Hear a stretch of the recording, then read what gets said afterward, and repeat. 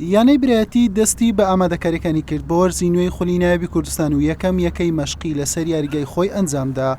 برایەتی ئامانجی جارێکی دیکە بوونەوەیە بە پاڵەوانی پاڵەوانتیەکان خولی نایەبوو جام و جامی سوپەری جارێک بەدەستێناوە دەیەوێت ڕکابەرێکی بەهێز بێت لە پاڵەوانتیەکان.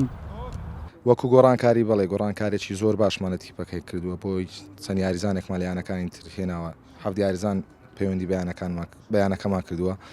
ئەم ساڵ دەمانەوێت لە پارساڵ باشتر بین، دەمانەوێت تیپێک بین بۆ ڕکابەرەکانی پێشەوە بە هۆکاری ئەوەش کە بمانوێ بۆ پێشەوە هەوڵ بدەین گۆڕانکاریمان لە تیپەکە کردووە.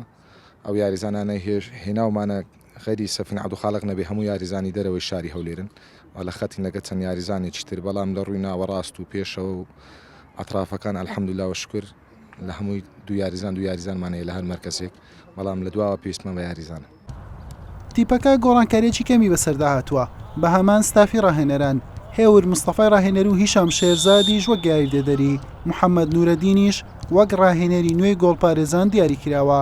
تیپەکە گرێبەستی 16 یاریزانی نوێ کردوتەوە، 6 یاریزانی ژیانەکەیان جێهێشتووە، 6 یاریزانی نوێش هاتوونە تا ڕیزەکانی تیپەکە.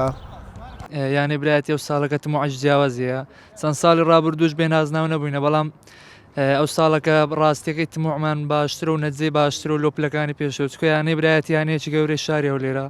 چەند ساڵی ڕابردووش جامی سوپەر و جامی هەرێمی کوردستانمان بەدەستهێناوە، بەڵام ڕاستیەکەی ئەو ساڵەکە تموعێکی جددیمانەیە بۆ خولی نایبی کوردستان و ئینشاڵڵا بتوانین پێ بگەین.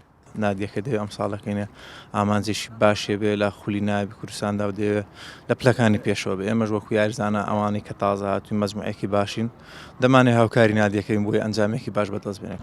وا بڕیارە 25 مانجی داهاتوو خولی نایبی کوردستان دەست پێ بکات.